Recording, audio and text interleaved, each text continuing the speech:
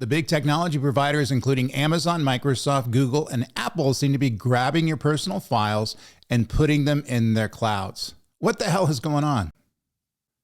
So tech providers increasingly design helpful defaults that quietly pull your personal data into their clouds.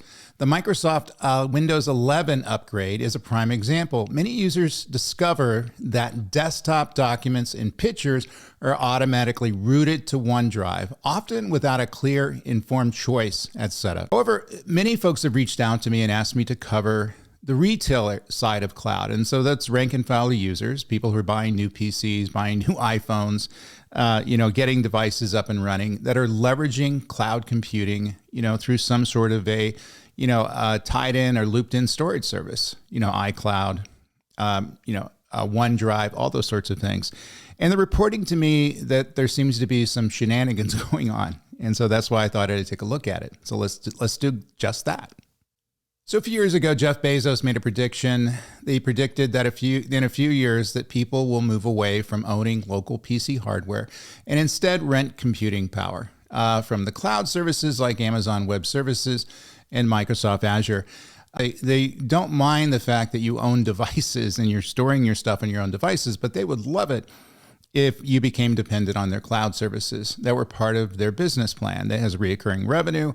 They're able to upsell you. And I don't know, how many times I've had to update and upgrade my Dropbox service as I, start, gathering more documents and videos. That seems to be falling by the wayside.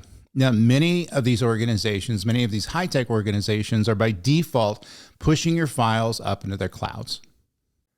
So this is consent by user interface, not consent by choice. And the defaults really kind of, shape the outcomes. Most people don't notice, that it's there, that they have a choice to click, I don't want my files up in your cloud.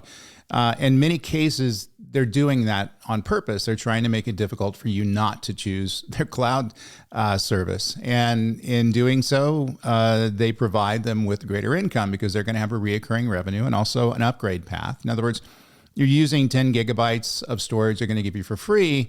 You're going to burn that up pretty quick. And then they're going to sell you more storage at an additional fee. You're going to have to pay monthly. And we all have these subscriptions, drive us nuts. This just becomes another one of those.